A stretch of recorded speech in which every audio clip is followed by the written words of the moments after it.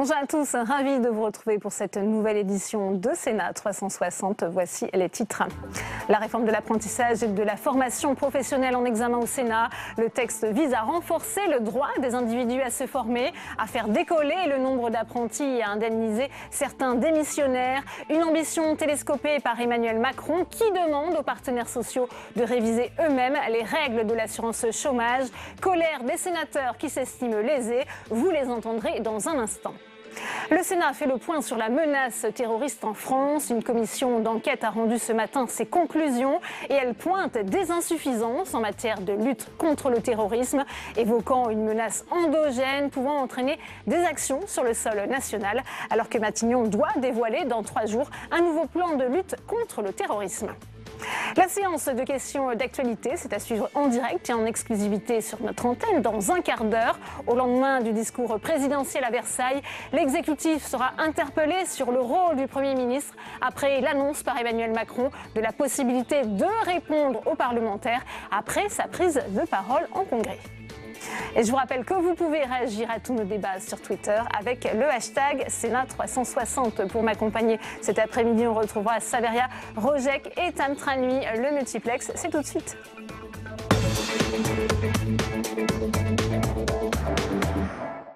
Je vous le disais en titre, c'est dans une ambiance électrique qu'a débuté en séance l'examen de la réforme portée par Muriel Pénicaud. En cause, le volet réforme de l'assurance chômage. Hier, Emmanuel Macron a demandé aux partenaires sociaux de réviser eux-mêmes les règles de l'indemnisation pour les démissionnaires et les indépendants, passant outre les prérogatives du Parlement. Cela a donné lieu à plusieurs rappels au règlement. Alors on va retrouver Saveria Rojek qui a suivi pour nous les débats depuis la tribune de presse de l'hémicycle. Saveria, je disais, grosse colère des sénateurs à l'ouverture de la séance. Absolument, Delphine, vous l'avez dit, une ambiance tendue, électrique à l'ouverture de cette séance à 14h30 avec ses nombreux rappels au règlement. Tout d'abord, Bruno Retailleau qui annonce qu'un amendement du gouvernement pourrait modifier bien tout le volet assurance chômage du projet de loi. Emmanuel Macron hier a même annoncé une réunion des partenaires sociaux dans les jours qui viennent pour réviser les règles de l'assurance chômage. Je vous propose d'écouter un extrait de l'intervention de Bruno Retailleau. Il ne me paraît pas possible, Monsieur le Président de séance, sans que la ministre nous éclaire, de poursuivre le cours normal de nos travaux.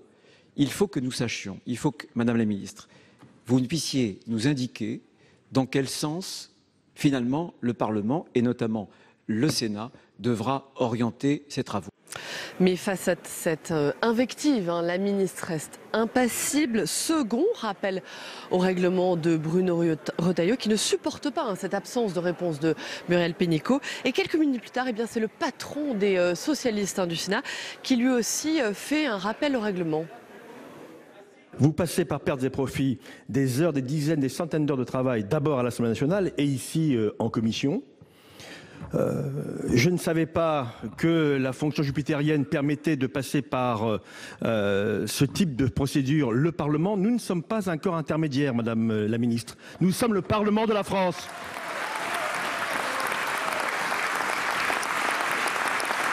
Je vous demande, nous vous demandons à la Haute Assemblée le respect du travail qui est le nôtre et qui sera le nôtre. Je suis scandalisé, nous sommes scandalisés par votre propos. Vous le passez comme ça au travers de quelques mots sympathiques avec le ton qui est le vôtre. Mais nous ne l'acceptons pas. Voilà, même discours, même véhémence. Nous ne sommes pas un corps intermédiaire, nous sommes le Parlement de la France. Nous n'avons pas prévu de réforme systémique de l'assurance chômage. Leur répond alors la ministre Muriel Pénicaud. Et puis dernier épisode à l'instant, les socialistes qui ont déposé une motion pour envoyer le texte en commission. Motion qui sera discutée à l'issue de la discussion générale. Merci à vous, Saveria, pour ces précisions. Et le premier invité de notre multiplex, c'est Roger Carucci, sénateur LR des Hauts-de-Seine. Il est à vos côtés, et Tam Tranui. Et on va revenir avec vous, Roger Carucci, sur la cascade de rappel au règlement qu'il y a eu tout à l'heure, puisque donc, on le disait, lors de son discours hier devant le Congrès de Versailles, Emmanuel Macron a annoncé un amendement pour inviter les partenaires sociaux à négocier sur l'assurance chômage, alors même que débute aujourd'hui l'examen d'un texte dont le troisième volet porte justement sur l'assurance chômage. Est-ce que c'est un manque de respect à l'égard des parlementaires pour vous? C'est ou un manque de connaissance ou un manque de respect. En tout état de cause, c'est clair que le texte de loi a été en commission, arrive en séance plénière, la ministre s'est engagée sur un certain nombre de sujets, et on apprend pendant un discours à Versailles que ce n'est pas du tout ça, et que le président considère que ce texte n'est pas le bon, et que finalement, il va faire présenter un amendement. Alors c'est d'une part, quand même, quelque part, un déni par rapport à tout le travail de Mme Pénicaud, et puis c'est un déni par rapport à tout le travail de la Commission et éventuellement du Sénat aujourd'hui. Et à l'Assemblée nationale également. À l'Assemblée qui a déjà voté, elle. Donc j'en déduis que le président de la République considère que ses propres troupes d'En Marche ont fait n'importe quoi à l'Assemblée et n'ont pas été capables de faire un bon texte. C'est assez curieux comme procédé. Oui. Est-ce qu'on peut poursuivre l'examen de ce texte dans ces conditions? On le voit, il va y avoir des motions. Enfin, en tout état de cause, on peut poursuivre, mais à une condition, c'est que l'amendement du gouvernement soit retiré, soit intégré dans un débat en commission d'abord. Elle a dit qu'elle allait le donner lors de la discussion générale. Il y a encore quelques orateurs tout de même. C'est déjà heureux qu'elle le donne, parce que ce sera un comble qu'on vote un amendement sans même le lire. Autre amendement annoncé hier par Emmanuel Macron à la révision constitutionnelle, un amendement pour que le président de la République puisse rester lors du débat des parlementaires après son intervention lors du congrès de Versailles. Est-ce que c'est une bonne chose pour vous? Ce qui est une mauvaise chose, c'est pas tellement que le président de la République reste pour écouter les présidents de groupe. Après tout, il peut écouter l'expression de la représentation nationale. Tout le monde avait dit que c'était quand même sinon le monarque qui n'écoutait rien à ce qui se passait ensuite, etc. Ça, c'est pas le vrai fond du sujet. Le fond du sujet, c'est qu'ils répondent. Et là, il y a un problème. Parce qu'à la limite, on pourrait comprendre que le président de la République et le Premier ministre assistent aux expressions de groupe et que le Premier ministre, responsable devant le Parlement, répondent et s'expriment. Donc il marche sur les plates-bandes du Premier ministre pour vous? C'est même pas qu'il marche sur les plates-bandes, c'est qu'il change la nature du système. Notre régime politique est fondé sur un exécutif fort et sur un Parlement fort parce qu'il a la capacité de censurer le Premier ministre et le gouvernement. Vous n'avez pas la capacité de censurer le président de la République. On va donc vers une hyper-présidentialisation du régime? Clairement oui. Clairement oui. Merci beaucoup Roger Karoutchi d'avoir répondu à mes questions. Merci à vous, Tam. Alors, vous évoquiez ce calendrier social, cet agenda social. Hier, Emmanuel Macron a donc annoncé qu'il allait recevoir les partenaires sociaux, et ce, dès le 17 juillet. Quelles conséquences? On voit tout cela avec Fabien Recker. Ce fut l'une des annonces marquantes faites devant le Congrès. Emmanuel Macron demande aux partenaires sociaux de revoir les règles de l'assurance chômage, afin que, dans cette période de reprise économique, nous puissions non seulement nous assurer qu'elle récompense bien davantage la reprise d'activité, mais aussi qu'elles incitent à la création d'emplois de qualité. Le projet de loi Avenir professionnel sera modifié en ce sens dans les prochains jours, et ces règles seront négociées dans les prochains mois par les partenaires sociaux, afin qu'une telle réforme puisse entrer en vigueur au printemps 2019. Le président détaille ses objectifs alors que débute justement au Sénat l'examen du projet de loi Avenir professionnel. Le président de la République, si je comprends bien, devait savoir que ce texte avait été déposé par le gouvernement. Et désormais, il propose un calendrier postérieur à la loi. Totalement contradictoire. Il faut savoir ce qu'il veut. Alors, on nous annonce, nous, un amendement du gouvernement sur ce texte pour réécrire totalement la partie sur l'assurance chômage. Là, on le prend en flagrant délit de mauvaise législation. Emmanuel Macron veut donc garder la main sur le calendrier social, mais insiste sur la concertation. Les partenaires sociaux seront reçus à l'Élysée le 17 juillet. Écoutez, on est toujours d'accord avec le fait de réunir les gens pour les concerter, pour discuter. Après, c'est vrai qu'on part quand même avec un certain passif parce que les consultations ou concertations sur les différents projets de loi qui sont passés ces derniers mois n'ont pas été respectés et les partenaires n'ont pas été respectés. Donc quand même, on attend de voir, mais on est plutôt circonspect. Selon le gouvernement, syndicats et organisations patronales devront réouvrir les négociations sur l'assurance chômage à la rentrée. Et en plus du volet consacré à la réforme de l'assurance chômage, cette loi porte aussi sur l'apprentissage et la formation professionnelle. Le détail avec Quentin Calmy. C'est un chiffre régulièrement avancé par l'exécutif. D'ici 10 ans, 50% de nos métiers seront transformés par la révolution numérique. D'où cette grande ambition affichée pour la réforme de la formation professionnelle. Il est essentiel de ne laisser personne au bord du chemin. Or, notre croissance bute aujourd'hui sur la limitation des compétences d'une part et sur l'incapacité pour beaucoup d'accéder au marché du travail. Avec ce texte, le gouvernement entend revenir complètement sur le pilotage de la formation professionnelle au bénéfice d'une nouvelle agence de l'État, d'où l'expression de Big Bang utilisée par la ministre du Travail. Concrètement, le compte personnel de formation ne sera plus comptabilisé en heures, mais en euros, une mesure à laquelle s'oppose l'ensemble des syndicats. Afin de favoriser le recours aux apprentis, leurs conditions de travail seront rapprochées de celles d'un contrat classique, avec la possibilité d'embaucher un apprenti jusqu'à ses 30 ans.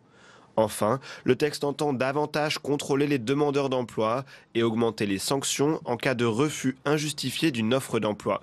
Mais sur un aspect, les sénateurs entendent bien monter au créneau sur ce projet de loi. Hors de question pour eux de priver les régions de certaines prérogatives. Le premier objectif de la Commission a été de renforcer le rôle des régions en matière d'apprentissage sans revenir sur les nouvelles missions confiées aux branches professionnelles. Au-delà du volet sur l'assurance chômage, l'essentiel des mesures fait consensus. Les sénateurs de droite et du centre devraient donc modifier à la marge ce texte dont ils partagent la philosophie générale. Et on continue les réactions avec vous, Tam Tranui. À vos côtés, c'est le sénateur socialiste de Saône-et-Loire, Jérôme Durain. Jérôme Durain, retour sur ces rappels au règlement qui étaient en cascade tout à l'heure dans l'hémicycle. Est-ce que les annonces d'hier d'Emmanuel Macron sur l'assurance chômage et le rôle des partenaires sociaux empiètent sur le travail du Parlement qui, justement, à partir d'aujourd'hui, examine ce projet de loi sur l'avenir professionnel? Si c'était les premières, ce serait une surprise. Mais il se trouve quand même qu'on est dans une période où le gouvernement a un peu tendance à s'essuyer les pieds sur le Parlement et sur le Sénat. On travaille mal, ça fait plusieurs mois qu'on travaille mal, on travaille toujours dans la précipitation. On a des textes qui sont mal ficelés, beaucoup d'annonces, des textes mal ficelés, qui continuent à évoluer pendant la navette. C'est de la préparation, c'est du passage en force, c'est une conception de la gouvernance qui est trop axée sur le présidentialisme. Voilà, hier ça s'apparentait un peu à un lit de justice. Au bout d'un moment, ça devient pénible. À l'instant même, là, on vient d'avoir une petite altercation avec l'ami Christophe Castaner qui juge bon de parler à la place des parlementaires. Voilà, on est là. Soit on existe et on sert à quelque chose, soit c'est pas le cas. On nous parle de nouveaux contrats sociaux. Contrats, on voit ce que ça donne avec les collectivités. Vous trouvez que ce sont vraiment des contrats qui leur sont proposés? Social, où est le social depuis le début de la présidence Macron? Nouveau, qu'y a-t-il de nouveau dans ce qui a été annoncé? Donc voilà, une fois de plus, on passe en force, il y a un effet d'annonce. Je trouve pas ça très sincère et très étayé. En même temps, est-ce qu'il n'y a pas la volonté de renouer un dialogue avec les partenaires sociaux dans le contrat social? Eh bien, Emmanuel Macron a aussi parlé de cette conférence sociale le 17 juillet. Ça, c'est aussi un dialogue qui se renoue? C'est un dialogue qui se renoue parce que les sondages sont mauvais, parce que le président de la République, Édouard Philippe, dévisse, parce que trop peu de considération a été accordée à ceux qui ont le moins dans ce pays. Beaucoup a été fait pour les riches. Alors, il dit que c'est pour l'entreprise et pas pour les riches.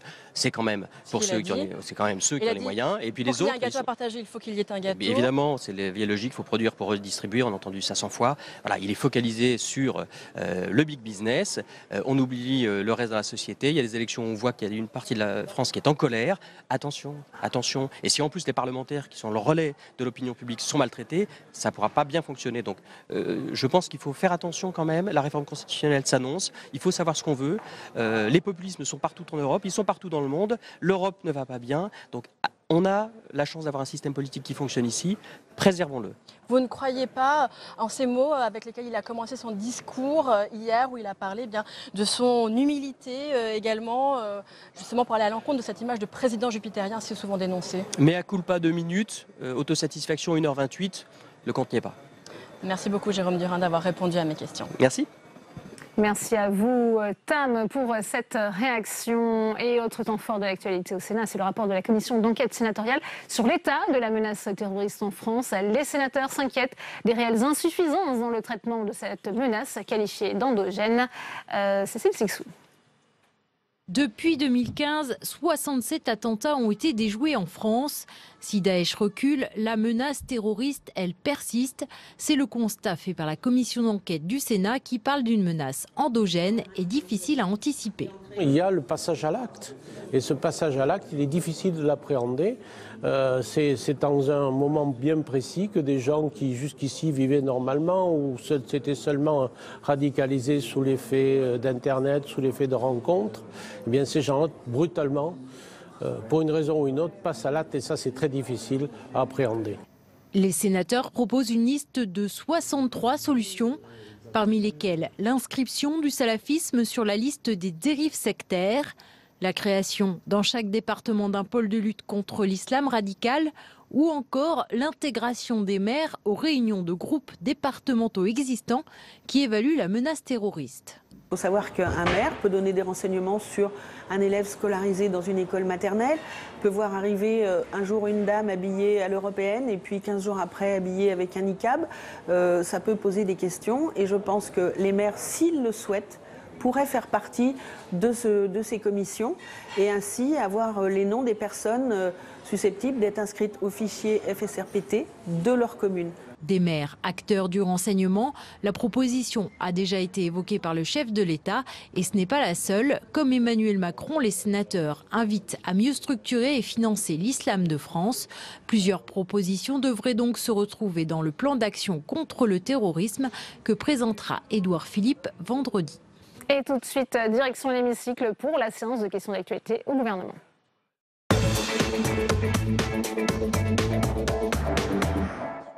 Du dispositif d'abattement d'impôt sur le revenu et la suppression de la TVA non perçue récupérable. Parce qu'elles mettent en cause des avantages acquis de longue date, elles font l'objet de vives critiques. Pour certaines, il s'agit purement et simplement d'un coup de massue fiscal au milieu des promesses.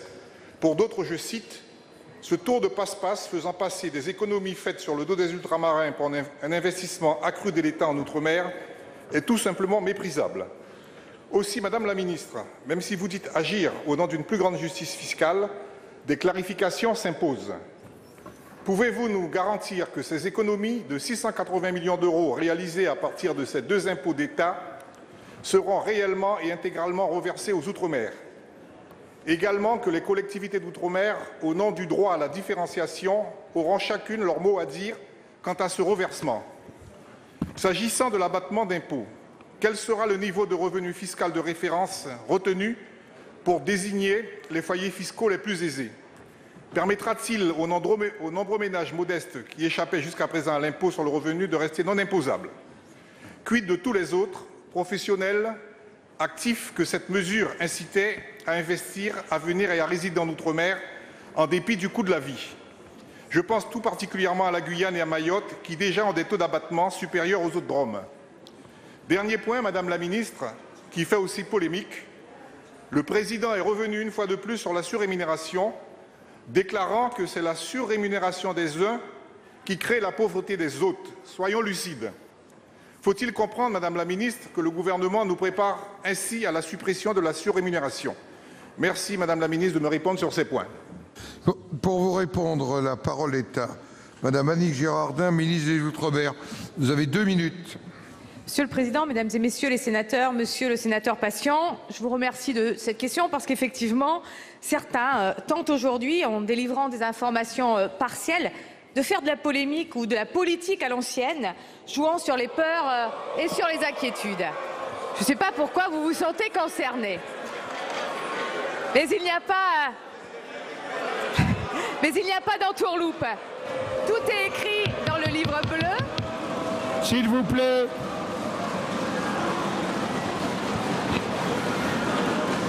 S'il vous plaît, laissez la ministre répondre. Il n'y a pas d'entourloupe, monsieur le sénateur, et vous le savez, ça fait des mois que je dis que la TVA NPR sera effectivement supprimée en faveur d'outils qui rendent plus efficients les financements que l'État compte mettre à la disposition des territoires d'outre-mer, en garantissant des prêts, en préfinançant des subventions, en améliorant la trésorerie des PME. C'est bien 100 millions d'euros par année qui seront effectivement rendus aux territoires d'outre-mer.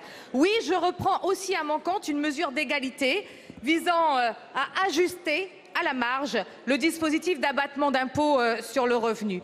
J'ai en revanche décidé effectivement qu'il ne serait pas supprimé et que plus de 80% de ceux qui bénéficiaient de cet avantage continuent à en bénéficier. Quant aux paramètres, permettez-moi ici de vous dire qu'on travaillera sur le taux et sur le plafond, mais on le fera tous ensemble à l'occasion du PLF puisqu'il y aura plusieurs scénarios de proposés. Là encore, je veux effectivement vous dire que si j'ai repris à mon compte cette proposition, c'est que 100% de l'économie faite sera reversé au territoire d'outre-mer pour effectivement construire des écoles, construire des routes, faire en sorte qu'on puisse récupérer les retards que les territoires d'outre-mer connaissent et surtout ceux qui sont les plus en difficulté. Et oui, pour la Guyane et Mayotte, il y a une mesure particulière. Je le déduis, le temps des acclamations, mais il va falloir conclure. Merci beaucoup, je continue. Parce que ces territoires ont besoin d'être attractifs et donc ils seront classés totalement en zone franche d'activité renforcée. Non, ne laissons pas l'outre-mer seul. Au contraire, la solidarité nationale est bien au rendez-vous et vous le savez. Et une dernière mesure, non, la surrémunération ne sera pas remise en cause dans les territoires d'outre-mer par ce gouvernement. Merci. La parole est au président Jean-Claude Requier pour le groupe du Rassemblement démocratique et social européen. Merci, Monsieur le Président. Ma question s'adresse à Madame la ministre des Transports. Depuis plus de 25 ans, l'accessibilité d'une part importante du sud-ouest et du Massif central s'est dégradée. Suppression du train Le Capitole, défaut d'entretien des petites lignes et des routes nationales. Plusieurs villes moyennes sont confrontées à une grave chute de leur démographie. Le gouvernement a hérité de cette situation, mais l'incertitude sur les petites lignes et la limitation de vitesse ont aggravé les inquiétudes et posent la question de l'égalité des territoires. Les liaisons aériennes d'aménagement du territoire, largement subventionnées par l'État et les collectivités et concédées à Hop, ont précisément été mises sur place pour pallier ces inégalités. Petits avions, mais gros soucis. Le service a atteint au quotidien un niveau indigne pour les usagers comme pour leurs habitants. Annulation des vols à répétition, avec des taux oscillant entre 8 et 16% pour juin, sur les lignes d'Agen, d'Aurillac, Brive et Castres. Un taux qui s'aggrave depuis un an. Déroutement de dernière minute imposé aux passagers sans préavis. Absence de communication efficiente, vétusté des appareils qui met gravement en cause leur sécurité. Il y a quelques semaines, un grave incident s'est produit lorsque le capot du train d'atterrissage de Matterre s'est décroché en plein vol. Cette situation est devenue intolérable. Elle met en cause l'accès et l'attractivité de ces territoires, leur tissu économique comme leur capacité touristique. Je sais que la ministre des Transports a pris ce dossier à bras-le-corps ainsi que le ministre de la Cohésion des Territoires. Madame la ministre, que comptez-vous faire pour rétablir l'accessibilité de ces territoires et mettre fin aux inégalités qui les affectent gravement et durablement? Pour vous répondre, la parole est à Madame Elisabeth Borne, ministre en charge des Transports. Monsieur le Président, Mesdames et Messieurs les sénateurs, Monsieur les sénateurs Requier, le désenclavement du territoire est au cœur de la politique des mobilités que je porte et sera au cœur de la future loi d'orientation des mobilités. Et le transport aérien est, dans certains cas, le mode le plus adapté, notamment lorsque les temps de parcours par la route ou par le fer ne sont pas compétitifs. Et c'est aussi le sens de la politique de relance des liaisons d'aménagement du territoire que je porte et qui est débattue actuellement dans le cadre des Assises nationales du transport aérien. Pour désenclaver les territoires, nous disposons d'outils puissants. Je pense à la faculté d'imposer des obligations de service public et, lorsque c'est nécessaire, de mettre en place des délégations de service public financées par l'État et les collectivités. Lorsque le marché ne répond pas, ces outils sont très précieux pour répondre aux besoins des populations et des entreprises. Encore faut-il que la qualité de service soit au rendez-vous. Et je sais les difficultés rencontrées par les passagers à Brive, Aurillac, Castres ou Agen. Les élus m'ont alerté il y a quelques jours. Ce sont des nombreux vols retardés ou annulés, voire avancés. Monsieur le sénateur, je vais être très clair, le compte n'y est pas, personne ne l'accepte, ni vous, ni le gouvernement.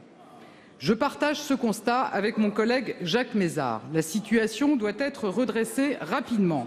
Je recevrai la semaine prochaine les dirigeants de Hop afin qu'ils me fassent part de solutions concrètes à mettre en œuvre rapidement. Dans le même temps, j'ai demandé à mes services d'étudier toutes les mesures offertes par les contrats qui vont des sanctions jusqu'à la relance de nouvelles obligations de service public. Je peux vous assurer que je suis pleinement mobilisé et que je ne me satisferai pas du statu quo. Je vous remercie. Monsieur le Président Requier. Madame la ministre, j'espère simplement que la compagnie Hop gardera son nom et ne deviendra pas la compagnie Flop.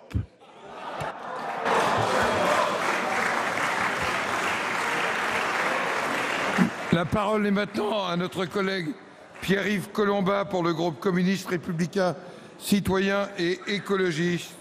Pour 2 minutes, monsieur Collombat. Merci, Monsieur le Président. Monsieur le porte-parole du gouvernement, du Premier ministre, si l'on veut partager le gâteau, a rappelé hier le Président de la République à un congrès avide de l'entendre, la première condition est qu'il y ait un gâteau. Si j'en crois la dernière publication de Challenge, ce gâteau existe. Il augmente même puisque ces 10 dernières années, la fortune des 500 Français les plus riches, 650 milliards, cette fortune a doublé, celle des 10 plus riches, quadruplant. Monsieur le Premier ministre, monsieur le porte-parole, à quand un nouveau plan pauvreté pour ces malheureux? Pour vous répondre, la parole est au secrétaire d'État auprès du Premier ministre, porte-parole du gouvernement, monsieur Griveaux. Vous avez la parole pour 2 minutes. Merci, Monsieur le Président, Mesdames et Messieurs les sénateurs. Monsieur le sénateur, la question du partage des richesses n'est pas infondée dans notre pays. Nous en avons 2 conceptions très différentes. Vous considérez que le gâteau, une fois produit, doit être entièrement mangé pour que les meilleurs boulangers et pâtissiers du pays aillent ensuite produire des gâteaux à l'extérieur de nos frontières nationales et que nous nous retrouvions affamés. Notre conception, c'est au contraire de faire en sorte que les boulangers, pâtissiers et les apprentis de ce pays aient envie d'entreprendre, aient envie de cuisiner, aient envie de se dépasser et puissent produire plus de gâteaux dans un pays où nous pourrons ainsi le redistribuer. Et ce travail-là, il a été engagé par la majorité.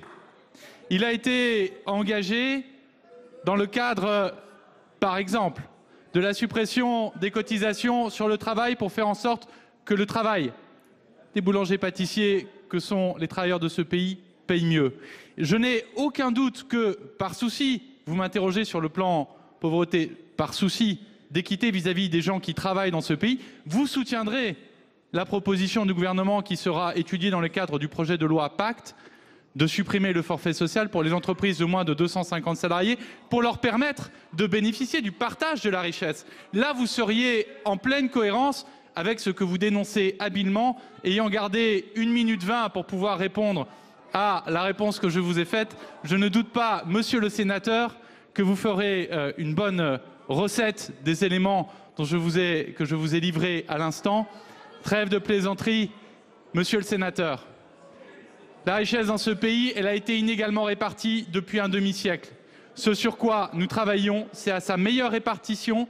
Nous y avons consacré un projet de loi qui sera débattu sur ces bancs et il mérite, ce projet de loi, que nous le traitions loin des caricatures, avec intérêt et avec acuité, afin de permettre à ce que le maximum des salariés de ce pays puissent bénéficier des fruits de la croissance. Pour la recette, monsieur Collombat. Monsieur le porte-parole du gouvernement, votre rhétorique ne change rien à l'affaire. La politique que vous menez n'est que la poursuite de celle menée depuis 20 ans dans ce pays. Sa seule modernité, c'est son dogmatisme. Ses conséquences sociales et politiques sont inscrites dans les résultats électoraux, scrutin après scrutin. Les consultations sont devenues de véritables émeutes électorales. Et si vous avez des doutes sur leur signification, sur leur issue, je vous invite à regarder ce qui se passe partout en Europe. Les institutions de la Ve République, les mesures à la marge, comme celles que nous préparez avec toutes les autres, ne feront que reculer l'heure de la vérité. Et elle ne fera pas disparaître cette heure de vérité. Merci. La parole est à notre collègue Patrice Joly pour le groupe socialiste et républicain. Merci, Monsieur le Président. Mesdames et Messieurs, ma question s'adresse à Madame la ministre des Solidarités et de la Santé sur les intentions du gouvernement concernant les pensions de réversion. Dans le cadre de la réforme des retraites à venir, le gouvernement, par la voix de plusieurs ministres, annonçait dans un premier temps que les pensions de réversion pourraient baisser pour certains retraités ou encore être repensées pour être plus justes et plus efficaces pour d'autres, sans en détailler le contenu. Face à la vague d'interrogations et d'inquiétudes qui s'est élevée parmi nos concitoyens concernés, le président de la République a fait volte-face et s'est offusqué hier à l'occasion de son discours à Versailles de cette rumeur malsaine et d'ajouter que rien ne changera pour les retraités d'aujourd'hui. Seuls les pensionnés actuels se voient donc garantir la poursuite de leurs droits. Mais qu'en est-il pour les retraités de demain? Quelles assurances avons-nous qu'ils ne seront pas lésés? Face à cette série de dénégations qui n'en finit pas, nous sommes dans un flou aussi artistique qu'inquiétant, dont malheureusement la seule logique semble financière. Mais les économies possibles ne peuvent faire oublier qui elles frappent. Ces pensions de réversion concernent 4,4 millions de bénéficiaires, parmi lesquels 89% de femmes qui ont parfois dû s'arrêter de travailler ou travailler moins pour élever leurs enfants et dont le pouvoir d'achat a par conséquent été diminué. Pour plus d'1 million d'entre elles, c'est la seule source de revenus. Et pour celles qui ont elles-mêmes une retraite, la pension de réversion compense à 40% seulement l'écart de niveau de retraite entre hommes et femmes. Aussi, plutôt que de pointer du doigt le caractère prétendument malsain d'une rumeur dont vous êtes vous-même à l'origine, pourriez-vous conclure définitivement ce débat en nous assurant que pour maintenant et surtout pour l'avenir, les pensions de réversion seront bien maintenues aux mêmes conditions d'âge et de revenus? Merci. Pour vous répondre, la parole est à Madame la ministre des Solidarités et de la Santé, Madame Agnès Buzyn. Vous avez la parole. Oui, merci Monsieur le Président, Mesdames et Messieurs les sénateurs, Monsieur le sénateur Patrice Joly. Effectivement, je suis ravie de pouvoir vous répondre de nouveau sur cette question. Le Président de la République a été clair hier dans son discours. Faire croire que nous voudrions supprimer les pensions de réversion est une rumeur malsaine visant à faire peur. Et le Président a dit de façon explicite que rien ne changera pour les retraités d'aujourd'hui. Donc on va cesser d'alimenter les angoisses. Je vais y venir, Monsieur le sénateur. Cessons d'alimenter les angoisses et les craintes de nos concitoyens. Oui, nous maintenons le système des pensions de réversion car c'est une forme de solidarité évidente à laquelle le gouvernement est très attaché. Cela concerne 100% des femmes et des hommes qui aujourd'hui touchent une pension de réversion. Nous n'y touchons pas. Et oui, nous maintiendrons les pensions de réversion dans le futur système pour les futurs retraités qui bénéficieront des mêmes prestations pour chaque euro cotisé. Le haut-commissaire à la réforme des retraites, Jean-Paul Delevoye, reçoit toute la semaine les partenaires sociaux pour discuter des droits familiaux et des pensions de réversion. Nous sommes en pleine concertation. Il s'agit d'une nouvelle étape dans le cycle de discussion dont l'objectif est justement de recueillir les points de vue des syndicats et des organisations patronales. Donc toute l'année 2018 sera consacrée aux travaux de réflexion et à la concertation sur la nouvelle formule de retraite. Ce sujet est évidemment très complexe parce qu'il touche non seulement les personnes mariées, mais peut-être les personnes pacsées, et tout cela est en cours de discussion. C'est au cœur de notre pacte républicain, et nous sommes convaincus que cette réforme ne se fera pas en agitant des peurs et en alimentant des polémiques. J'espère avoir été claire. Je vous remercie. Monsieur Joly. Madame la ministre, je suis désolé de vous dire que vous ne nous avez pas nécessairement rassuré ni les bénéficiaires, en précisant effectivement que cette notion d'euros cotisés qui sème un doute effectivement sur le niveau des pensions qui sont reversées. Je vous rappelle que le montant moyen est de l'ordre de 600 € par mois pour les bénéficiaires. Croyez-vous, Madame la ministre, que ce sera encore trop pour permettre à des hommes et des femmes de vivre dignement? Merci.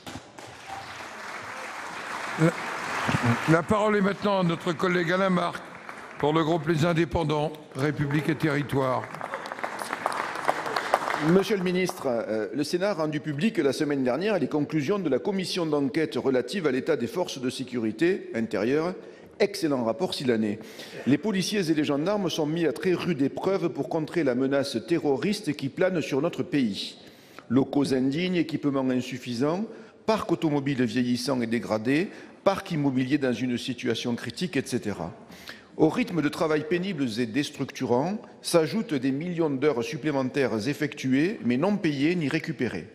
Les membres des personnels de la police nationale totalisent ainsi 21 millions d'heures supplémentaires à la fin de l'année 2017. Il s'agit d'un niveau jamais atteint à ce jour. La situation est donc urgente. Bien entendu, les difficultés et le malaise rencontrés dans la police ne remontent pas à une année, mais, Monsieur le ministre, vous êtes aux responsabilités. La réponse que nous attendons ici, ce n'est pas ce que la droite ou la gauche a fait ou n'a pas fait avant vous. Non, ce que nous voulons aujourd'hui entendre, c'est que vous envisagez, ce que vous envisagez de faire très précisément en matière d'indemnisation de ce stock d'heures supplémentaires. Nos personnels de police attendent une juste contrepartie. Ils donnent beaucoup, nous leur devons beaucoup. Pour vous répondre, la parole est au secrétaire d'État en charge des relations avec le Parlement, Monsieur Christophe Castaner. Vous avez la parole. Merci, Monsieur le Président, Mesdames, Messieurs les sénateurs. Effectivement, Monsieur le Sénateur, 21 820 000 heures supplémentaires en retard. Elles sont en progression par rapport à 2016 de 3,1%. C'est d'abord, et je crois que chacune et chacun ici le sait, le signe de l'engagement total, de la disponibilité, de la conscience professionnelle des effectifs de la police qui jamais ne rechignent à accomplir leur mission au service des Français. Et évidemment, le gouvernement, le ministre de l'Intérieur ont parfaitement conscience de cette problématique qui représente un enjeu majeur en termes de disponibilité des personnels, en termes de préservation des capacités opérationnelles des services, en termes de santé aussi pour celles et ceux qui s'engagent, mais aussi de finances publiques. Il est vrai que la transposition des règles européennes sur la santé et la sécurité du travail, en imposant ces durées maximales du travail et des périodes de repos obligatoires, a généré aussi ces flux par rapport au-delà des sollicitations particulières que nous avons connues par rapport aux habitudes qui existaient précédemment. Seules aujourd'hui les compagnies républicaines de sécurité bénéficient actuellement d'une indemnisation de ces heures supplémentaires. C'est un coût annuel d'à peu près 23 millions d'euros. Pour les autres fonctionnaires de police nationale, c'est environ 250 millions d'euros de dettes que nous avons vis-à-vis d'eux ou d'indemnisation du flux d'heures supplémentaires. Et cela n'est pas aujourd'hui, à l'instant présent, compatible avec le contexte budgétaire que connaît notre pays. Un travail est actuellement conduit pour ajuster l'organisation et développer des pratiques qui limitent au strict nécessaire la production des heures supplémentaires, notamment en accentuant le recours aux compensations horaires. Sachez qu'évidemment le ministère de l'Intérieur se mobilise aujourd'hui pour que les gendarmes, les policiers qui exercent leur métier dans ces conditions difficiles puissent trouver très vite le paiement ou la compensation de ces heures qui sont nécessaires. Et je ne doute pas qu'à ce moment-là, celles et ceux qui, sur cette partie de l'hémicycle, ne cessent que de réclamer des baisses de dépenses publiques puissent très clairement nous aider à trouver des solutions. Marc.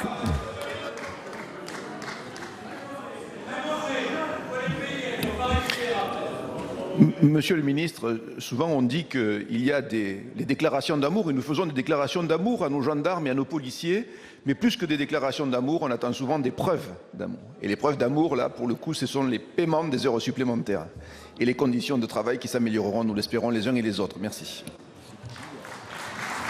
La parole est maintenant à notre collègue Anne Chain-Larché pour le groupe Les Républicains.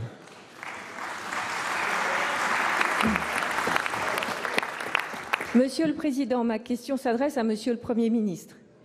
Le Président de la République vient de souffler sa première bougie à la tête de la France. Illusions, communication et contradictions sont notre quotidien depuis un an.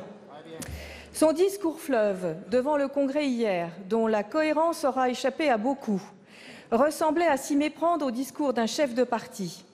Il ressemblait aussi à un discours de politique générale, c'est-à-dire à un discours de chef du gouvernement, un discours de Premier ministre. Nous avons entendu éberluer sa proposition de modifier la Constitution pour lui permettre, à lui, président, de participer au débat parlementaire devant le Congrès. Nous connaissions déjà la volonté d'omniprésence du président. Plus grave encore, nous découvrons le peu de considération qu'il porte à l'esprit de la Ve République. Dans la Ve République fondée sur le bicamérisme, il revient au Premier ministre, c'est-à-dire à vous, chef du gouvernement, de défendre votre action et d'en débattre avec le Parlement. Le président dit répondre aux injonctions de M. Mélenchon. Voudrait-il la 6e République de M. Mélenchon, celle d'un régime présidentiel où le Premier ministre s'efface doucement pour finir par disparaître? Ma question sera simple, Monsieur le Premier ministre. Souhaitez-vous, tout comme le Président de la République, la disparition de la Ve République et de la fonction que vous exercez? Pour vous répondre, la parole est au ministre en charge des relations avec le Parlement. Merci, Monsieur le Président. Mesdames, Messieurs les sénateurs, Madame la sénatrice, je crois que l'on fait beaucoup dire à la Constitution qui souvent en réalité ne dépend que de l'histoire. Et d'ailleurs, chacun devrait se souvenir qu'au moment de la constitution de l'écriture de la Ve République, sous la plume de René Capitan, de M. Debré ou du général de Gaulle, le rapport au Parlement n'était pas tout à fait dans un sens du contrôle ou du soutien, mais plutôt dans une forme d'hostilité qui a contribué à la constitution de la Ve République. D'ailleurs, cette interdiction posée au président de la République d'être présent aux assemblées résulte en fait de l'histoire.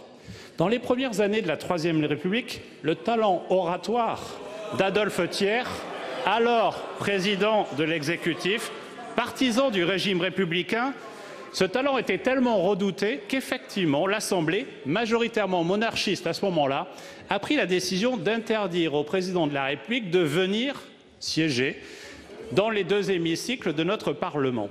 Et ce sont ces causes circonstancielles qui ont produit ce que nous connaissons aujourd'hui, qui ont par exemple fait en sorte que quand le président Valéry Giscard d'Estaing s'était rendu au Sénat pour le 100e anniversaire de l'institution en 1975, la tribune avait été démontée pour déparlementariser l'hémicycle pour qu'il puisse s'exprimer. Mesdames, Messieurs les sénateurs, je crois qu'on ne peut pas à la fois exiger régulièrement dans vos interventions que le président de la République descende, et vous avez de nombreuses épithètes qui permettent de qualifier l'endroit où il serait, faire en sorte qu'il puisse s'exprimer dans le cadre de la modification constitutionnelle, mais au fond ne pas pouvoir écouter et ne pas pouvoir répondre. La proposition qu'a fait le président de la République et dont vous aurez à débattre et sur laquelle vous aurez à vous prononcer, c'est tout simplement le fait de pouvoir vous répondre et vous écouter. Et sachez qu'en aucun cas, ça ne menace à la fois la responsabilité devant vous du Premier ministre et du gouvernement qui, 3 fois par semaine entre l'Assemblée nationale et le Sénat, a l'occasion de vous répondre. Et en aucun cas, ça ne menace l'équilibre de nos institutions de la Ve République. Madame la sénatrice. Nous ne savions pas que le Nouveau Monde aurait la prétention de réécrire l'histoire. Faut-il vous le rappeler? Il y a quelques jours seulement à l'Assemblée nationale, un amendement exactement du même ordre a été repoussé au motif que, je cite, « Une telle proposition serait remettre en cause le fait que le président de la République n'est pas responsable devant le Parlement. » Vous savez, Monsieur Castaner, nous sommes fiers de notre Ve République. Nous sommes fiers d'une République qui fait preuve d'une incroyable stabilité au jour où les pays européens ne peuvent pas se vanter d'une telle stabilité. Je dois vous le rappeler, le Premier ministre est responsable devant le Parlement, le Président de la République est responsable devant le peuple. Merci. La parole est à notre collègue Nadia Sollogoub pour le groupe de l'Union centriste.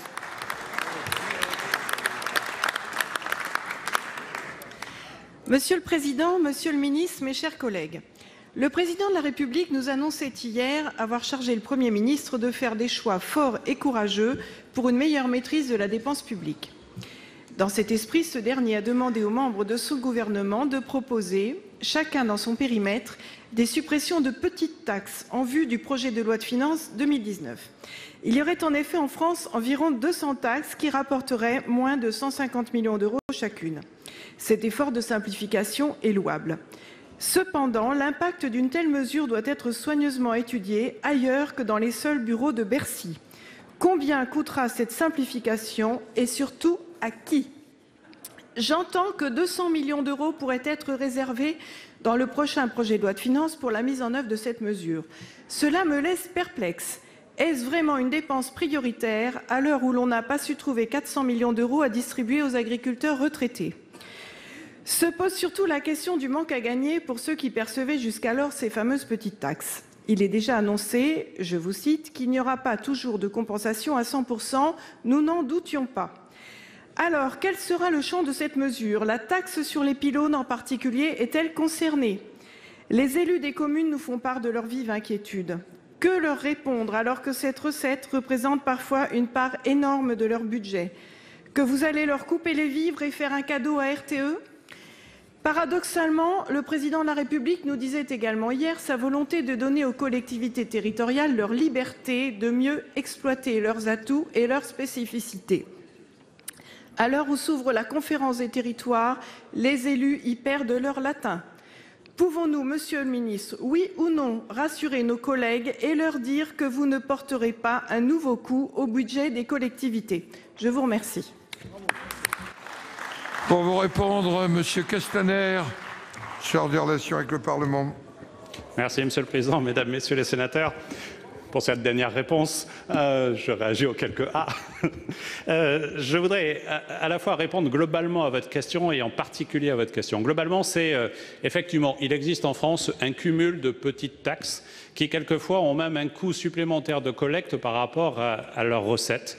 Et donc, il est nécessaire de les balayer globalement pour voir celles qui sont efficaces, celles qui ne le sont pas, celles qui rapportent en proportion avec leurs coûts. Et je pense que chacun ici partagera cet enjeu de faire en sorte qu'il y ait moins de taxes dans ce pays, surtout quand ces taxes sont à la fois inutiles et à la fois peu génératrices de ressources.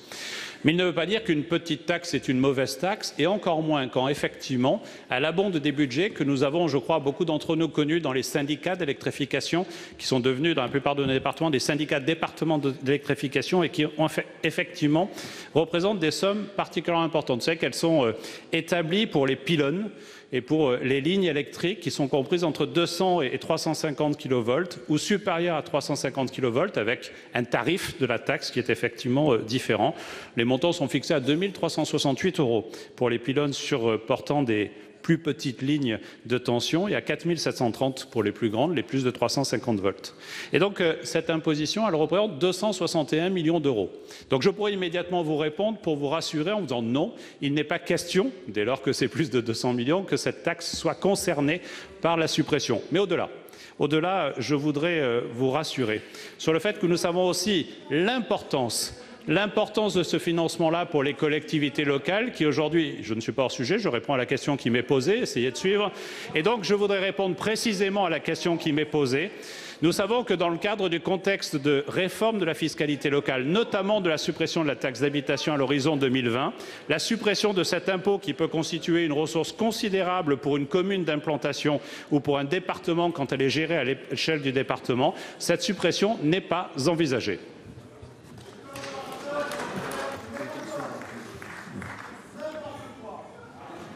La parole est maintenant à notre collègue Éric Gold pour le groupe du Rassemblement démocratique et social européen. Merci, Monsieur le Président. Ma question s'adresse à Madame la Secrétaire d'État auprès du ministre de la Transition écologique et solidaire. Madame la Ministre, il y a un an était lancé le plan climat, chantier ambitieux ayant pour objectif d'atteindre la neutralité carbone en 2050.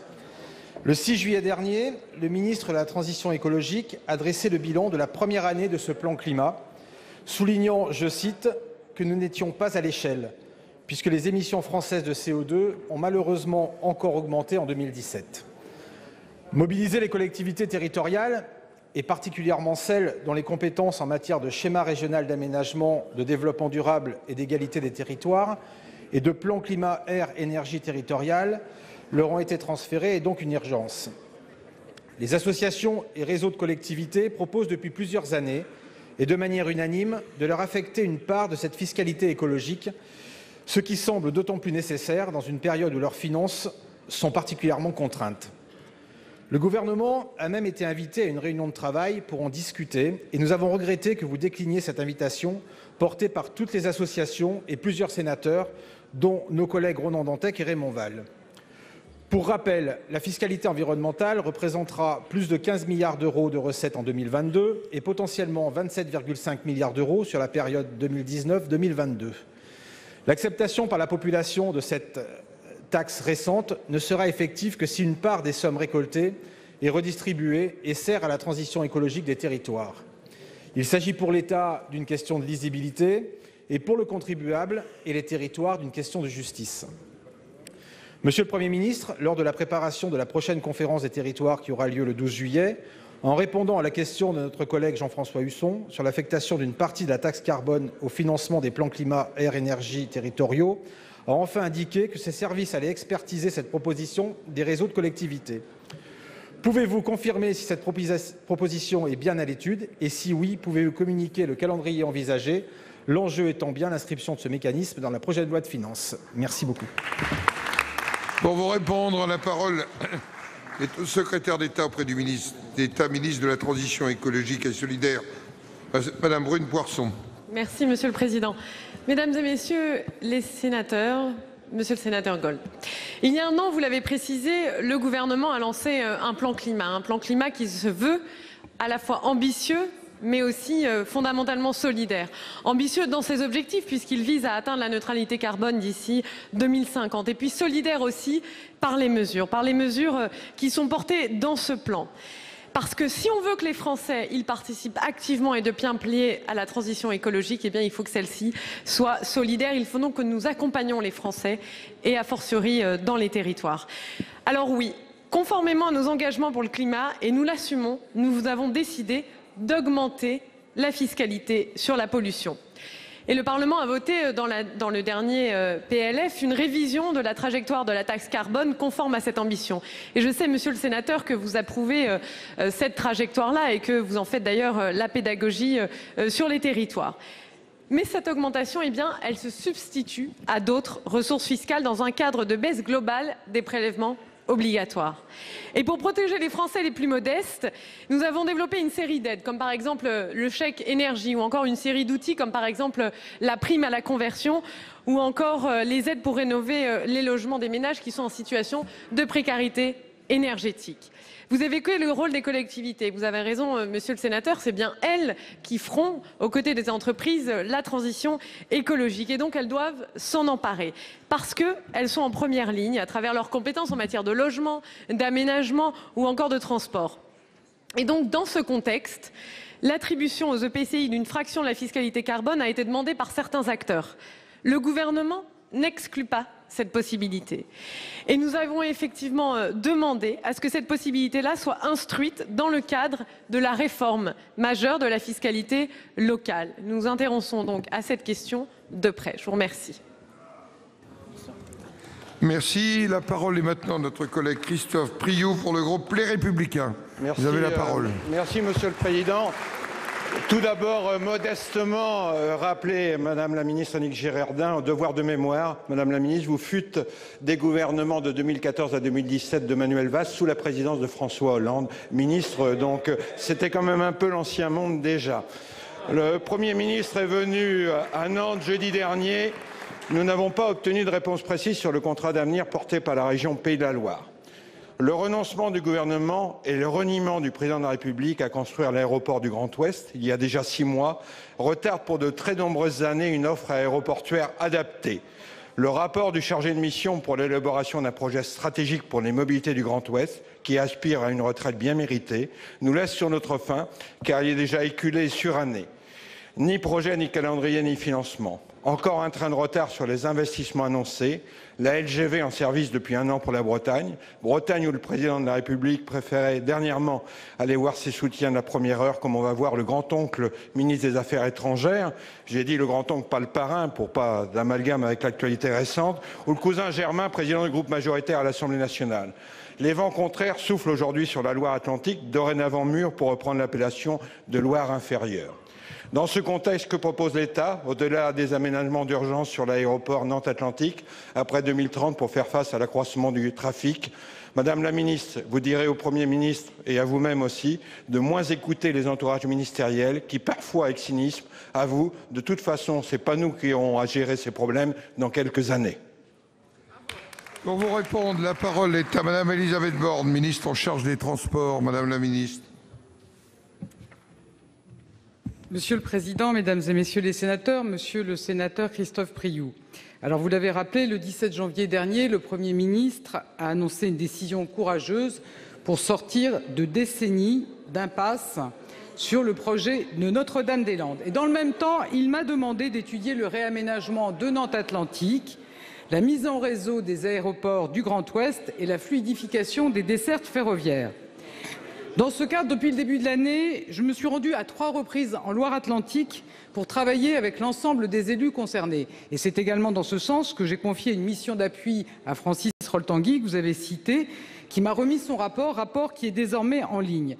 L'objectif, c'est de faire émerger un projet stratégique pour les mobilités du Grand Ouest, en lien avec les élus du territoire et les parlementaires. Comme vous l'avez également rappelé, le Premier ministre s'est rendu à Nantes le 5 juillet dernier. À cette occasion, il a indiqué que le gouvernement s'engagerait sur un nouveau contrat de concession sur l'aéroport Nantes-Atlantique avec l'objectif d'une prise en compte exemplaire des enjeux de nuisances sonores au travers des documents de planification et de la mise en place d'un fonds de compensation pour dédommager les populations riveraines. Il a également donné un avis favorable aux grands thèmes inscrits dans le contrat d'avenir proposé par la région Pays de Loire, avec l'idée de signer ce contrat d'ici la fin de l'année. Ce contrat pourra contenir des projets importants comme l'amélioration de la ligne Saint-Nazaire-Nantes-Angers-Le Mans, la création d'une 3e voie entre Massy et Valenton en Île-de-France pour faciliter l'accès aux aéroports franciliens, ou encore l'amélioration de la desserte Nantes-Rennes, avec notamment la création d'une section nouvelle entre Rennes et Redon. Donc soyez assuré, monsieur le sénateur, que le gouvernement a pleinement pris la mesure des enjeux de mobilité dans le Grand Ouest et qu'il y répondra. Je vous remercie. Monsieur Priou. Oui, Madame la Ministre, élus locaux et habitants attendent du concret. Nous ne pouvons plus, en Loire-Inférieure, nous contenter des seules pensées présidentielles et paroles, ainsi que ministérielles, aux intonations messianiques. Je pense, je suis, donc j'ai raison. Tant il est vrai qu'aujourd'hui, la solitude du pouvoir se transforme en certitude du pouvoir. En Pays de la Loire, nous n'avons pas besoin de préfets qui tiennent des discours de ministres, ni de ministres qui tiennent des discours de préfets. Nous voulons simplement le respect de la parole de l'État. Merci. La parole est à notre collègue Cédric Perrin pour le groupe Les Républicains. Monsieur le Président, ma question s'adresse à Madame la Ministre de la Culture. Madame la Ministre, la saison des festivals de musique démarre en demi-teinte. Vous connaissez l'inquiétude générée par la circulaire du ministère de l'Intérieur du 15 mai qui entraîne une augmentation conséquente des frais de sécurité appliqués aux festivals. C'est avec soulagement que nous avons pris connaissance vendredi dernier de votre communiqué commun avec le ministre de l'Intérieur dans lequel vous appelez les préfets à faire preuve de discernement dans son application. Cette mise au point est la bienvenue, mais elle mérite toutefois des éclaircissements tant la notion de discernement varie d'un territoire à l'autre. Les festivals de musique en dépendent. Ils sont aujourd'hui menacés par cette hausse des charges liées à la sécurité. Certains d'ailleurs succombent, tandis que de grands groupes privés du divertissement font irruption dans le paysage des festivals. Cette option met en péril l'offre et l'initiative culturelle de nos territoires, ainsi que les retombées économiques. N'est-ce pas d'ailleurs pour garantir cet aménagement culturel équilibré sur l'ensemble du territoire que cette circulaire prévoit un bouclier tarifaire aux festivals à but non lucratif? L'intention est louable, encore faut-il qu'elle soit appliquée. Pire encore, cette circulaire se retourne parfois même contre les associations qu'elle est censée protéger. Par un coup de baguette magique, le Festival des Eurockéennes de Belfort se voit opposer pour la première fois depuis 30 ans un caractère lucratif. Cette requalification imprévisible et inexpliquée pourrait entraîner une augmentation de 800% de ses coûts de sécurité, mais aussi et surtout un changement de régime fiscal et la fin du mécénat qui représente 15% de son budget. Même si l'État cherche de l'argent partout, à mon tour d'appeler au discernement. Les défis sont déjà immenses pour les festivals, ils deviennent insurmontables quand le traitement est à géométrie variable. Madame la Ministre, comment remédier à ces divergences d'interprétation dont les conséquences sont mortifères pour les festivals sur l'ensemble de notre territoire? Merci. Madame la Ministre de la Culture. Monsieur le Président, Mesdames et Messieurs les sénateurs, Monsieur le sénateur Cédric Perrin, effectivement, les festivals participent, comme vous l'avez dit, à la vie culturelle de nos territoires et ils sont un levier de rayonnement et de dynamisme économique certain. Ils témoignent de la vitalité de la création artistique, ils suscitent la ferveur autour d'artistes ainsi que des talents émergents et les formes nouvelles, et les Eurockéennes de Belfort ou encore les Vieilles Charrues en sont de parfaits exemples. L'écosystème des festivals est aujourd'hui fragilisé, vous l'avez dit, par l'alourdissement de leurs charges.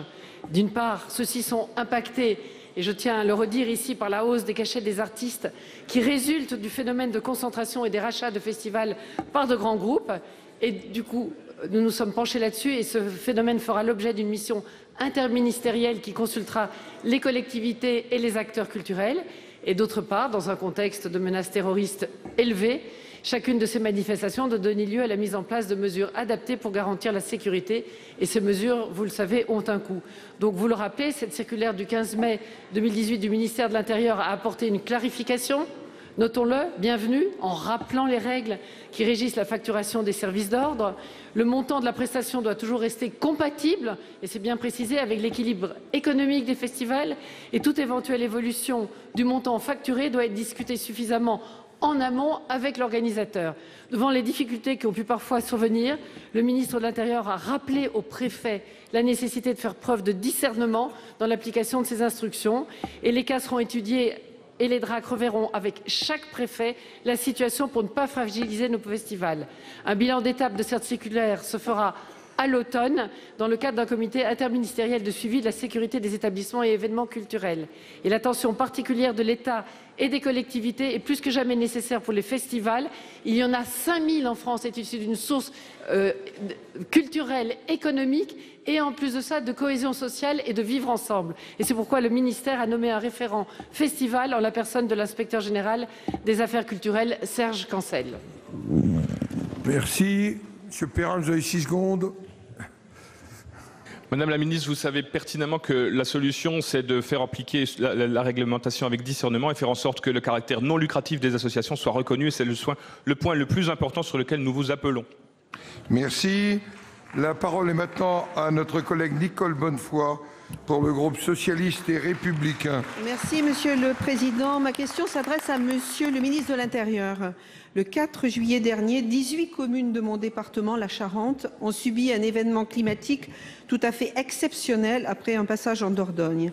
Les conséquences de ce que les Charentais ont qualifié de bombardement du fait des grêlons gros comme des balles de tennis laissent un champ de ruines et des paysages dévastés. En l'espace d'une dizaine de minutes, 31 biens publics ont été fortement impactés, comme les écoles de Saint-Sornin, Chazelles, Chabanais, Vilhonneur, la maison de retraite d'Étagnac, la salle des fêtes de Chassenon ou encore la mairie de Rancogne. Ce désastre climatique, largement relayé par les médias nationaux, laisse choqués et sans abri plus de 1000 foyers, dont l'intégralité de la commune de Saint-Sornin. Grâce à la mobilisation des élus et des collectivités, à la dévotion des forces de gendarmerie et des sapeurs-pompiers que je tiens ici à saluer, à la générosité des associations et des particuliers, les habitants de ces communes rurales ont pu trouver immédiatement un peu de réconfort et de soutien matériel, psychologique et administratif. Sous la responsabilité de notre préfet qui a immédiatement mis en place une cellule de crise à laquelle je me suis rendue à plusieurs reprises avec mon collègue Michel Boutan, 3 besoins urgents apparaissent. La mise en sécurité des personnes qui, pour certaines, ont tout perdu et ne retrouveront pas leur maison avant au moins 24 mois. La mise en sécurité des biens dévastés et dont certains menacent de s'effondrer. L'aide au redémarrage de l'activité agricole et industrielle dont les bâtiments, les stocks, les cheptels ou les récoltes sont perdus. Monsieur le ministre, face à cette situation exceptionnelle, malheureusement de plus en plus fréquente au regard des règlements climatiques et qui, de par la nature de l'intempérie, n'entre pas dans le dispositif des catastrophes naturelles et des calamités agricoles, je demande au gouvernement la solidarité nationale par la mise en œuvre urgente d'un fonds de soutien venant en aide à tous les sinistrés et aux collectivités. Pour vous répondre, la parole est à Benjamin Griveaux, secrétaire d'État auprès du Premier ministre. Merci Monsieur le Président, Mesdames, Messieurs les sénateurs, Madame la sénatrice. Les intempéries qui ont touché la Charente, et vous les évoquiez la semaine dernière, ont été très violentes.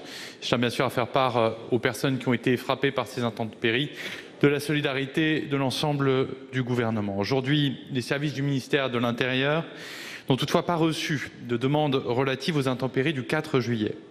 En effet, il est important de préciser ici que dans la mesure où il s'agissait d'un épisode de grêle, celui-ci ne peut pas être éligible au dispositif de reconnaissance de l'état de catastrophe naturelle.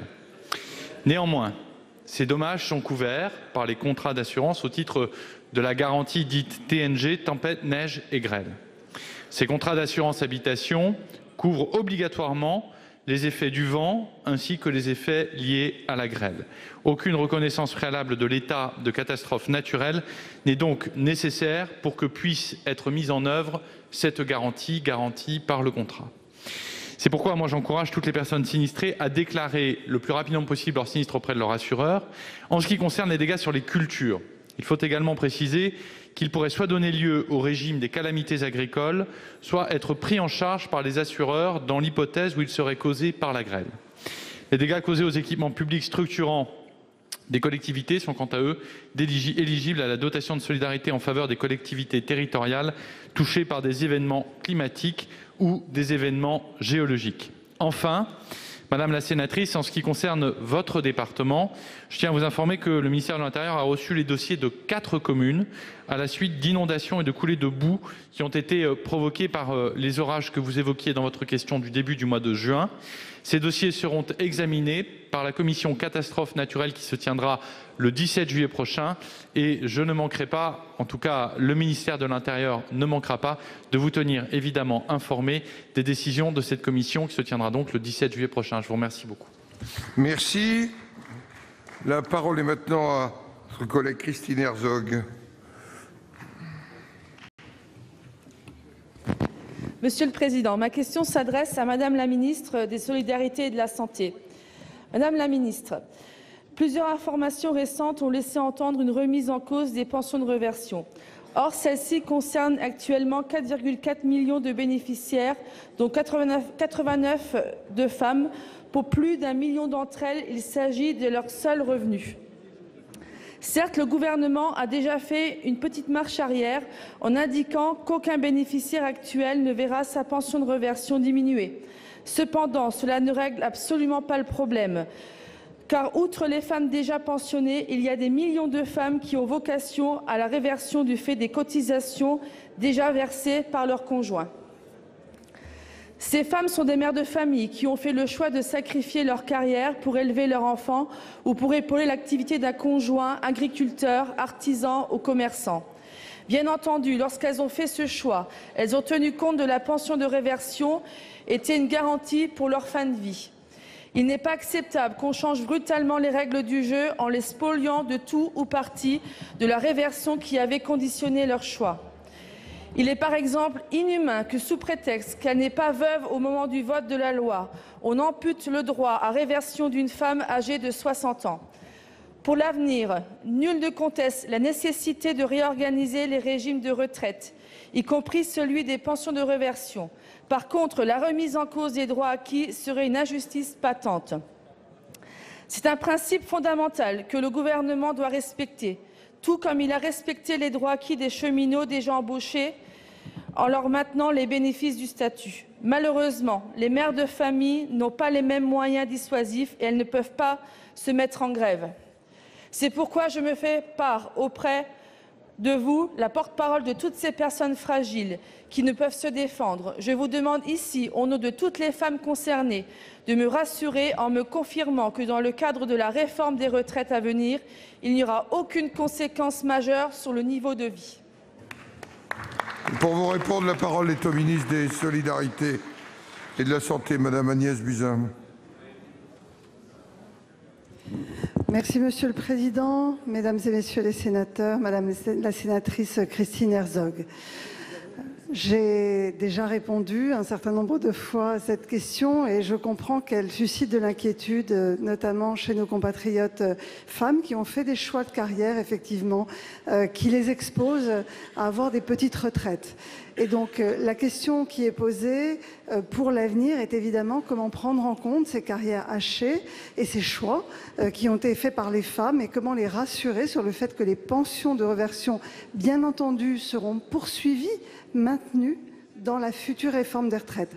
Donc oui, je répète que les pensions de réversion pour les personnes qui les touchent déjà ne seront en rien modifiées, que pour celles qui seront bénéficiaires dans les années qui viennent de pensions de réversion, les droits sont en train d'être travaillés avec les partenaires sociaux. Il n'est pas question de diminuer les droits déjà acquis par ces personnes. Il y aura d'ailleurs une période de transition pour la réforme des retraites qui permettra de prendre en compte le fait qu'un certain nombre de personnes ont fait des choix de vie.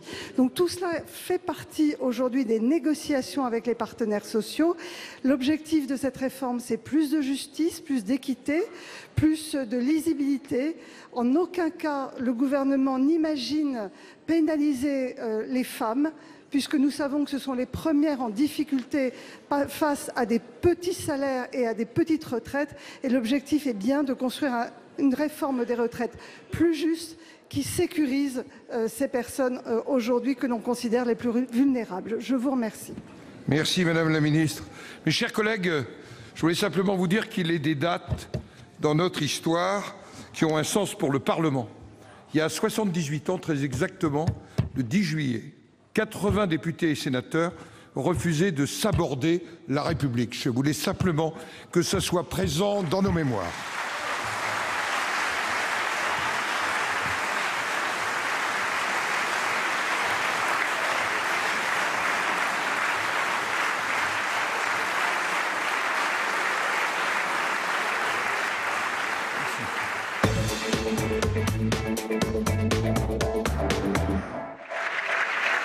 Voilà, refuser de saborder la République sous les applaudissements nourris de l'hémicycle.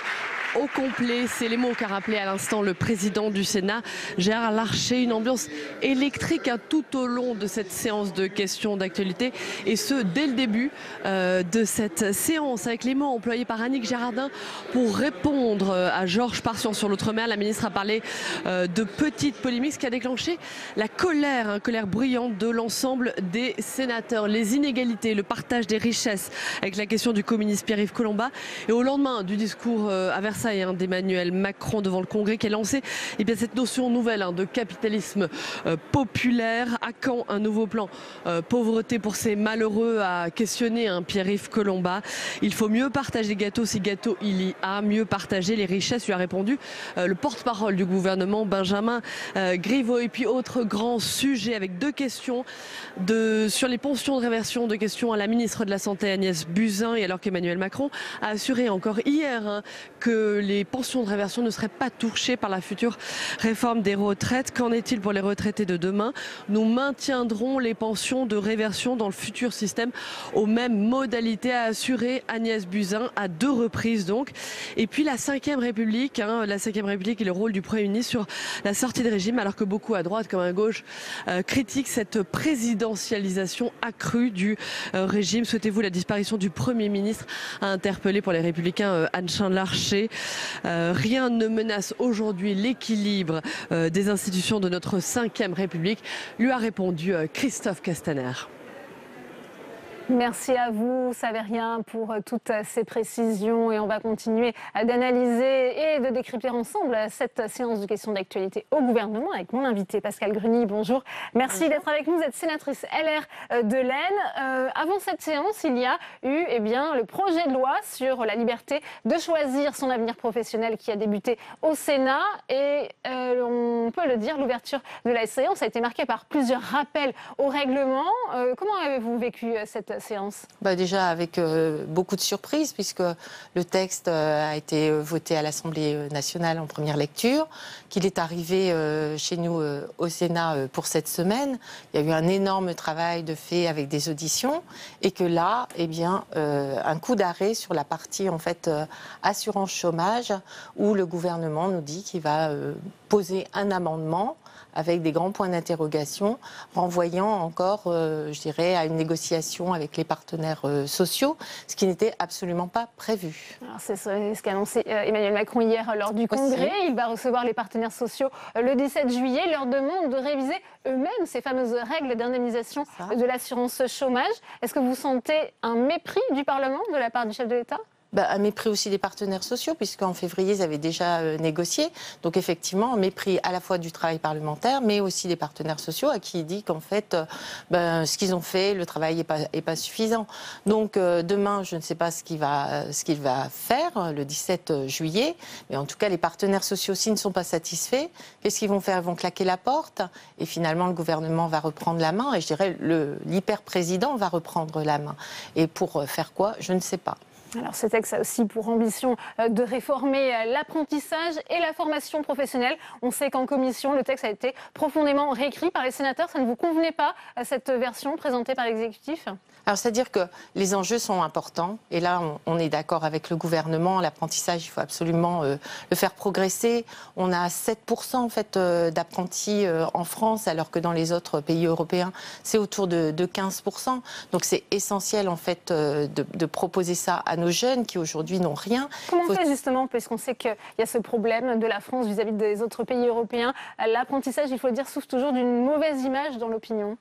Alors, mauvaise image, moi je pense que ça change quand même beaucoup parce que d'abord les personnes en ont assez d'être au chômage, donc ils savent très bien que c'est la première porte d'accès en fait à la vie active, donc je crois que ça change beaucoup.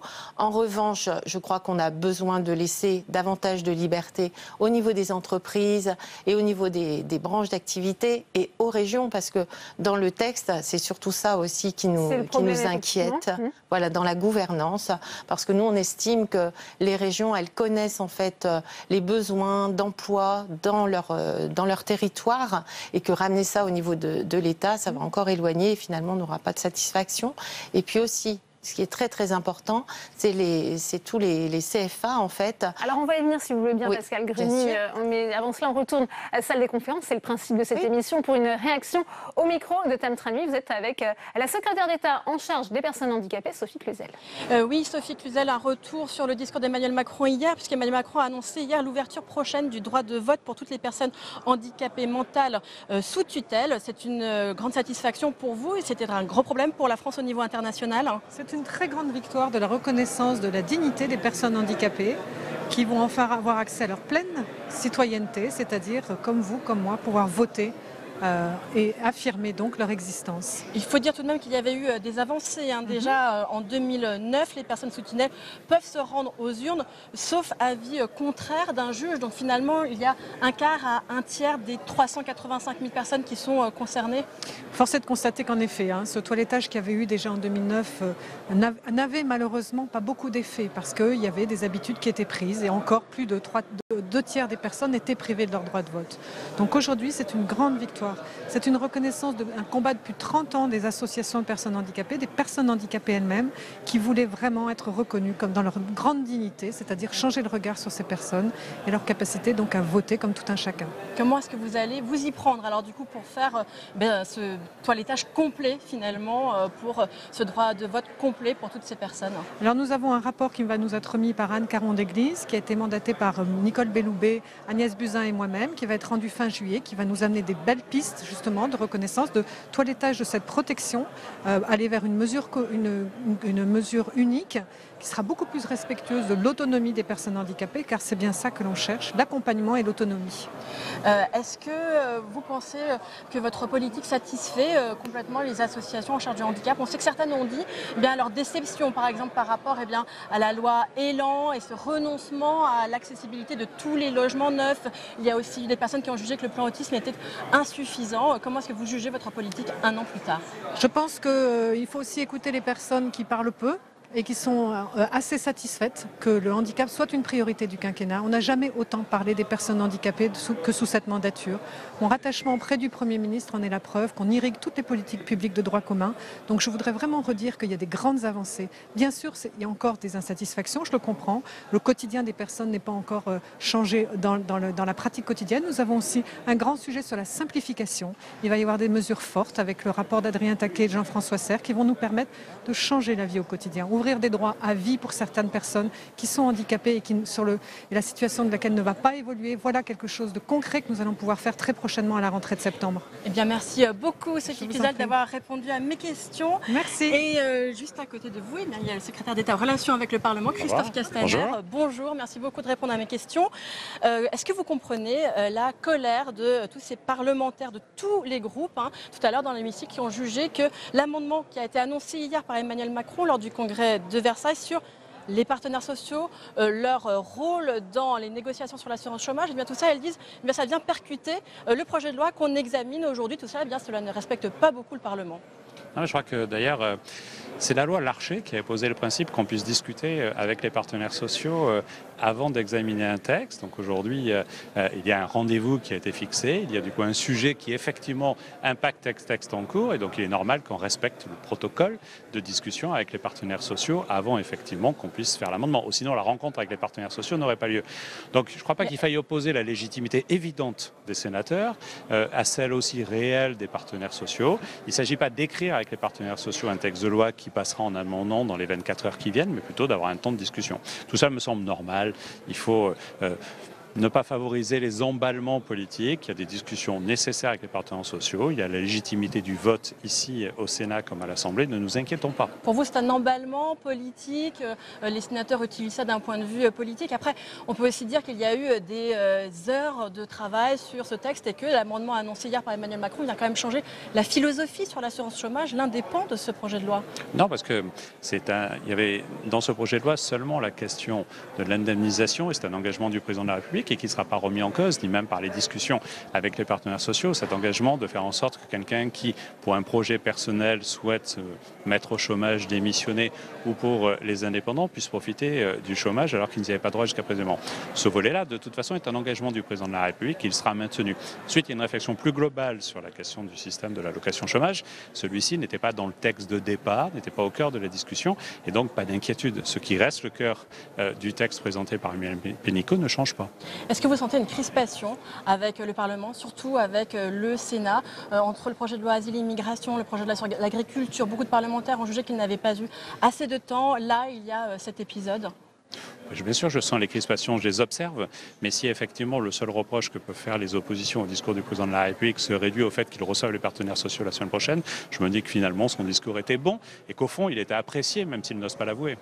Il y a un autre point qui les a fait beaucoup parler aujourd'hui, c'est aussi cette autre annonce du président de la République qui hier a dit qu'il y aurait un amendement à la révision constitutionnelle pour qu'il puisse écouter et ensuite répondre aux parlementaires lors du congrès de Versailles. Certains disent que c'est une hyper présidentialisation et se demandent à quoi va servir le Premier ministre. Vous savez, il y a quelques jours, on reprochait au président de la République de venir conformément à la Constitution, puis de partir parce que conformément à la Constitution, il ne pouvait pas écouter et pas répondre. Là, il fait une proposition simple. Si vous souhaitez que je reste, si vous souhaitez que je réponde, je vais déposer un amendement, vous le votez ou pas. En commission la semaine dernière, c'était pas ça l'avis du gouvernement. Non, le gouvernement n'était pas en commission, on n'a pas siégé en commission. Il y a eu plusieurs amendements, dont un d'ailleurs qui venait des Républicains, qui avaient déposé, vice-président à l'Assemblée nationale, qui avait déposé un amendement allant en ce sens, qui venait des Républicains. Et ce sont les mêmes Républicains qui nous disent aujourd'hui c'est une atteinte à la Ve République. Il faut savoir raison garder. Si les parlementaires ne souhaitent pas que le président de la République puisse effectivement écouter les réponses à son discours qui était ouvert dans le cadre de la possibilité pour le président de s'exprimer dans le Congrès dans la réforme de la Constitution de Nicolas Sarkozy, qui ne puisse pas écouter puis répondre, ils nous diront non. Mais c'est le paradoxe, c'est qu'il y a quelques semaines, le président de la République s'est rendu devant le Parlement européen et a pu s'exprimer, écouter et répondre. Comment pourrions-nous justifier que ce droit-là devant les parlementaires européens soit refusé par les parlementaires eux-mêmes en France, qui du coup se priveraient de droits qui sont accordés aux parlementaires européens? Je pense que là encore, gardons raison. Merci beaucoup Christophe Castaner d'avoir répondu à mes questions. Merci à vous Tam, et on continue d'analyser aussi les enjeux de cette loi Pénicaud. On a vu l'ouverture de la séance plutôt animée avec cette colère des sénateurs de tous bords d'ailleurs justement sur cette réforme de l'assurance chômage. On évoquait aussi un autre pan de ce projet de loi, à savoir la réforme de l'apprentissage. Il y a aujourd'hui une crainte que les régions justement expriment de se voir finalement dépossédées de leurs prérogatives. Pourtant, il y a de l'argent qui est parfois inutilisé par les régions pour l'apprentissage, c'est en tous les cas ce que nous dit le gouvernement. Oui, alors c'est peut-être vrai, mais je trouve ça vraiment dommage parce qu'en fait, moi je connais des petits centres de formation qui ont un peu de difficulté justement à financer. Donc je crois que ça, c'est une excuse pour moi.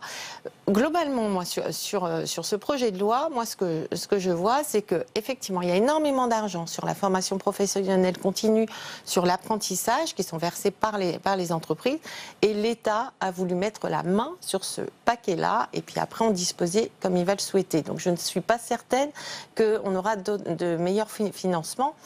D'autre part, les centres de formation des apprentis vont être plutôt finalement localisé sur des gros centres. Et nous, on en a besoin. Fermé, c'est une inquiétude? Oui, une véritable inquiétude parce qu'on a des centres de formalité, des entreprises qui ont maillé tout le territoire. Et je crois que ça, c'est assez important parce qu'on a quand même des jeunes apprentis peu mobiles. Et moi, je viens d'un département où justement les personnes ne sont pas mobiles.